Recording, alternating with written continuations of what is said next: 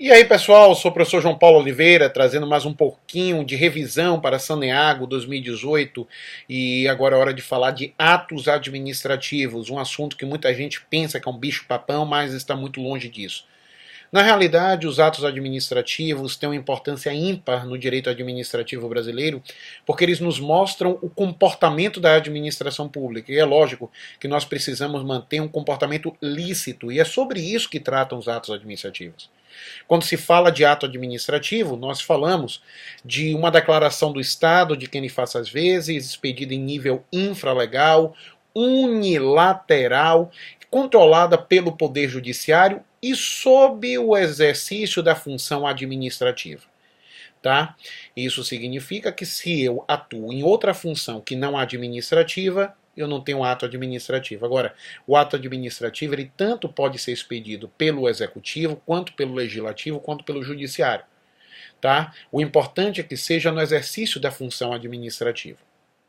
Para que um ato administrativo seja lícito, ele precisa ter 5 requisitos ou elementos. O primeiro é chamado competência, mas na prova também pode vir chamado como sujeito, que significa que a pessoa que expede o ato tem poder legal para isso, ou seja, para atuar em nome da administração. O segundo é chamada forma, que pode ser entendida no sentido de exteriorização do ato, que deve ser exteriorizado via de regra por escrito, e também no sentido de procedimento, quer dizer, o procedimento iter previsto na norma deve ser respeitado quando da produção do ato administrativo. Nós temos o objeto, que é sobre o que o ato dispõe, ou seja, a produção de efeitos do ato. O objeto ele tem que ser lícito, possível, moral e pelo menos determinável. Temos o motivo, que é o conjunto de pressupostos de fato e de direito que autorizaram a produção do ato. E temos, por último, a finalidade, que é o que se quis alcançar com a produção do ato. Por isso que a finalidade também é chamada de objeto mediato ou indireto. Bom, não confundam esses 5 elementos ou requisitos que servem para trazer a validade do ato administrativo com os seus atributos. Atributo é a característica que o ato administrativo tem que o diferencia do ato de direito privado, pois, dentro do seu conceito, os atos administrativos estão submetidos ao direito público. Então, o que é que faz com que o ato administrativo submetido ao direito público se diferencie aos atos de direito privado? Aí nós vamos ter, nessa situação, 4 atributos.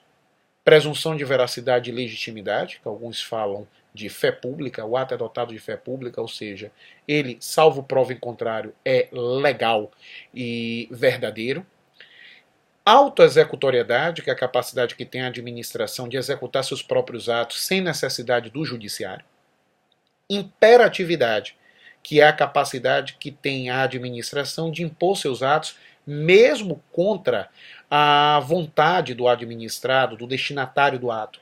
Aliás, a autoexecutoriedade e a imperatividade só podem ser aplicados em atos que tragam obrigações, em atos restritivos, portanto chamados de atos imperativos. Já a presunção de veracidade e legitimidade poderá ser aplicada a todo ato. E ainda nós temos a tipicidade. A tipicidade significa que para cada finalidade que a administração pública tiver, existe um ato previsto na lei.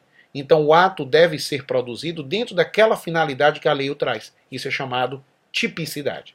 Tá? Então não confunda os elementos, competência ou sujeito, forma, objeto, motivo e finalidade, com os atributos, presunção de veracidade e legitimidade, autoexecutoriedade, imperatividade e tipicidade. Tá? Então, é só ter isso em mente, tá? Acredito que vocês têm amplas condições de gabaritar essa prova, e é isso que nós estamos aqui tentando auxiliar. Tá certo, gente? Então, foco nos atos administrativos. Acredito que uma dessas 2 questões que serão cobradas será uma questão sobre atos administrativos, ou sobre elementos, ou sobre atributos, tá certo? Então, bons estudos, excelente prova, fiquem com Deus.